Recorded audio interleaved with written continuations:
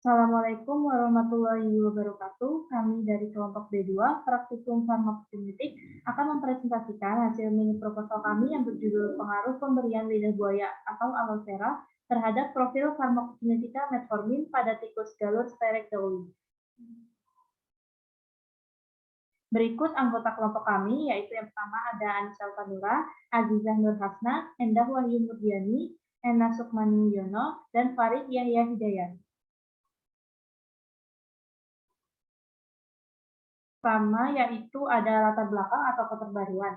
Kecenderungan masyarakat menggunakan pengobatan alternatif untuk mengatasi berbagai penyakit dan gangguan kesehatan semakin tinggi.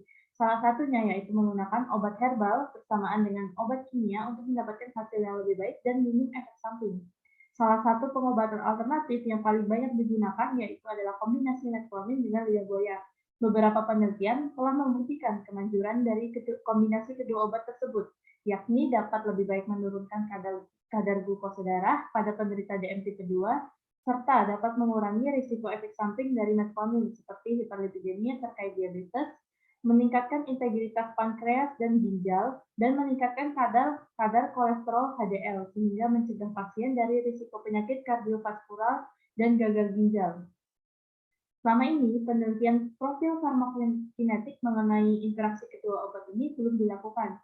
Oleh karena itu, penting dilakukannya penelitian farmakokinetik untuk mengkaji profil farmakokinetik metformin terhadap konsumsi bersamaan lidah buaya untuk terapi diabetes mellitus tipe 2 dan untuk mengetahui pengaruh dari penggunaan obat konvensional jika digunakan bersamaan dengan obat herbal dengan melihat dari perubahan profil farmakokinetika metforminnya.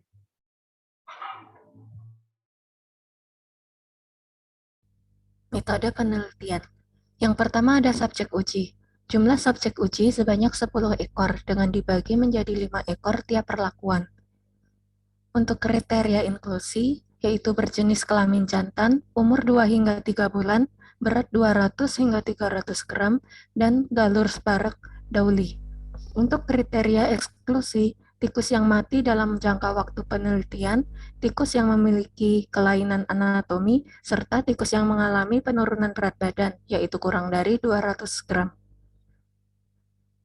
Untuk pembagian kelompok, dibagi menjadi kelompok kontrol dan perlakuan.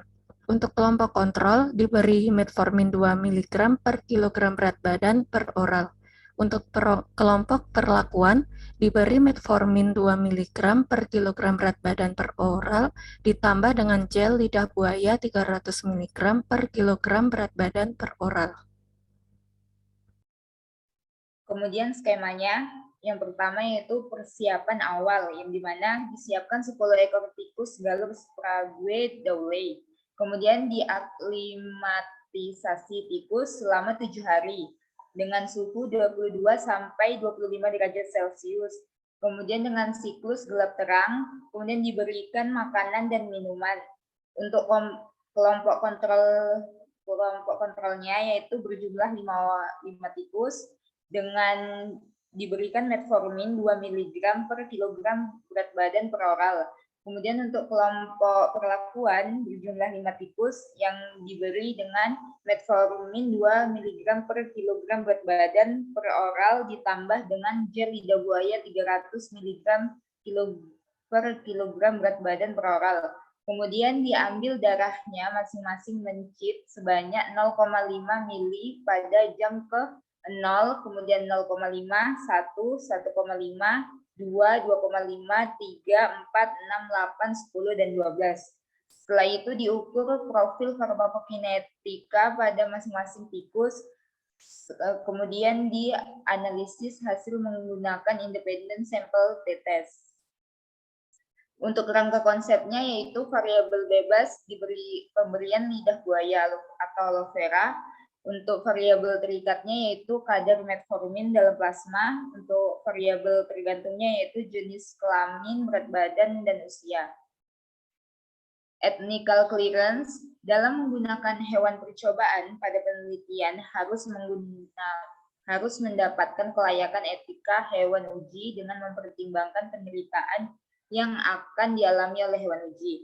Pada penelitian perlu diterapkan prinsip 3R dalam protokol penelitian, yaitu replacement, reduction, dan refinement. Untuk memperoleh formulir kelayakan etika, maka dalam protokol penelitian perlu dijelaskan secara rinci berkaitan dengan penelitian sesuai yang telah disediakan. Pengajuan ethical clearance dilakukan dengan mengajukan permohonan kelayakan etik kepada Komite Etik Penelitian Kedokteran dan Kesehatan Fakultas Kedokteran Universitas Islam Indonesia.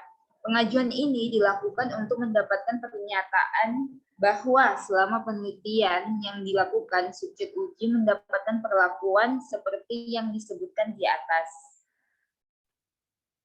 Untuk pengujian pendahuluan atau validasi metode, preparasi diawali dengan mengambil darah tikus sebanyak 0,5 ml, kemudian ditampung dalam tabung Eppendorf, lalu didiamkan selama 20 menit.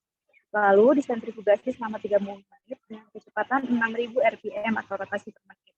Serum yang didapatkan dapat disimpan dalam freezer untuk dianalisis.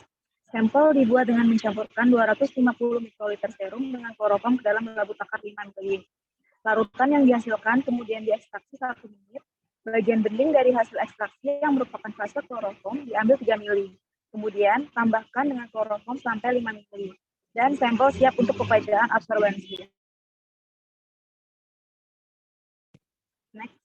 Untuk presisi, pada parameter ini dibuat 3 seri kadar, yakni 1 mikrogram per mililiter, 10 mikrogram per mililiter, dan 20 mikrogram per mililiter, dengan 5 kali replikasi pada setiap kadar. Dilanjutkan dengan analisis menggunakan spektrofotometer UV pada 242 nanometer.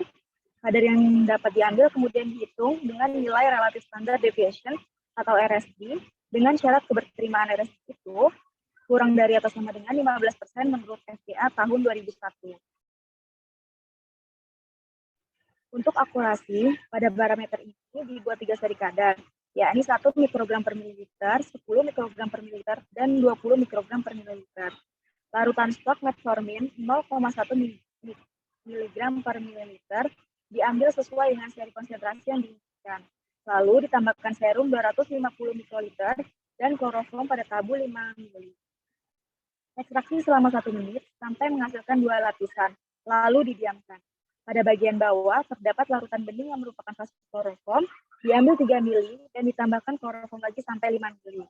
Replikasi ini dilakukan sebanyak 5 kali. Analisis dilakukan dengan spektrofotometer UV pada 242 nanometer. Kadar yang dapat dihitung kemudian dengan nilai perolehan kembali dengan syarat keberterimaan 85 sampai 115% menurut FDA tahun 2001. Untuk LOD atau limit of detection, range konsentrasi yang dibuat adalah 0,05 sampai 0,02 mikrogram per mili. Dicari kadar terkecil metformin dalam darah yang masih dapat dideteksi oleh spektrofotometer UV. Untuk analisis data menentukan parameter presisi, akurasi, dan LOD menggunakan persen RSD dan nilai perolehan kembali. Syarat keberterimaan untuk parameter presisi adalah persen RSD kurang dari 15%, sedangkan untuk parameter akurasi yaitu 85-115%.